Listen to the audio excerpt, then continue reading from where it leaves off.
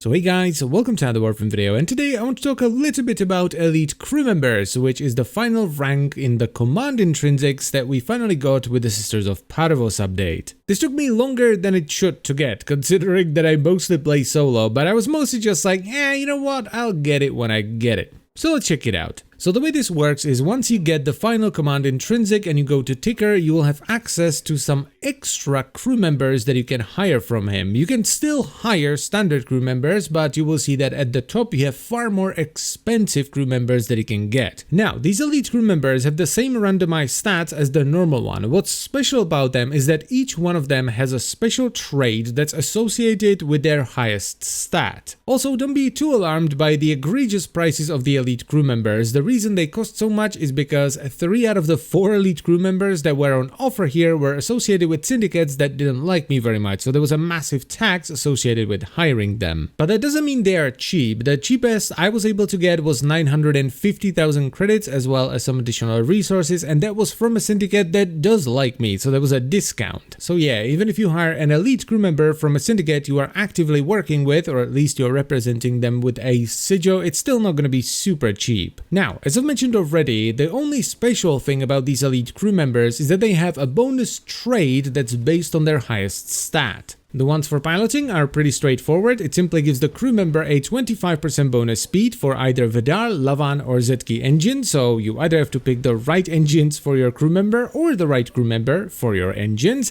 and the same goes for the gunnery ones, which gives the crew member a 50% bonus damage with either Vidar, Lavan or Zetki turrets. This is pretty much a no-brainer whether or not it's worth it, because if you have the right elite crew member on the right turret or piloting with the right engine, you're simply gonna get more performance out of them. The gunnery one is particularly important because 50% bonus damage, especially if you have 2 gunners, is a lot. Then we have 2 different traits for repair. The first one gives the crew member a 50% bonus movement speed for 10 seconds after repairing something, and the second one makes it so that they heal all their teammates for 1000 health when they drop below 30% health with a 5-minute cooldown. This is probably the best trait for an engineer, because engineers are generally the ones that are fighting boarding parties, and the only way your ship can go down if you have full crew is if your engineer goes down and you don't switch any of your other crew members to be an engineer. So having a heal on a 5-minute cooldown whenever they get low on health is really good. Then we have the combat traits, which can either increase their critical damage by 300% while their health is below 50% health, or they can get 150% bonus crit chance with either rifles or pistols. I still think the engineering heal is better for a combat-oriented crew member though, because they are wielding a copy of one of your weapons, so yeah, they have plenty of damage already. And finally we have 2 endurance traits. The first one will activate a protective shield when taking near lethal damage on a 60-second cooldown, and the second one will restore 500 health to all allies over 10 seconds when they kill an enemy. This one could be good as well, assuming they have enough damage and don't immediately get downed whenever they run into a boarding party. Now these are, as I've mentioned already, dictated by the crew member's highest competence level, so you're never gonna get like a repair trait on a pilot, which is really good. It means that if you get a gunner,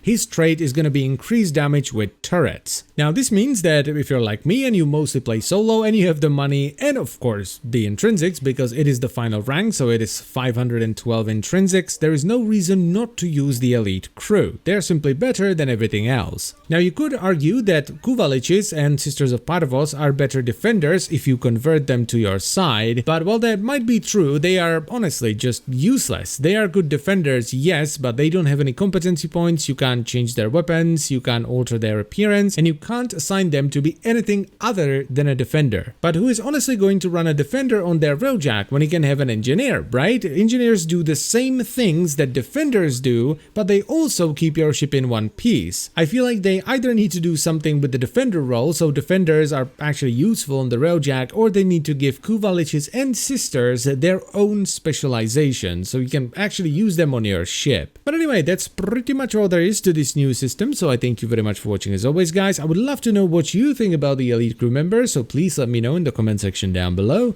and I will see you next time. Bye bye.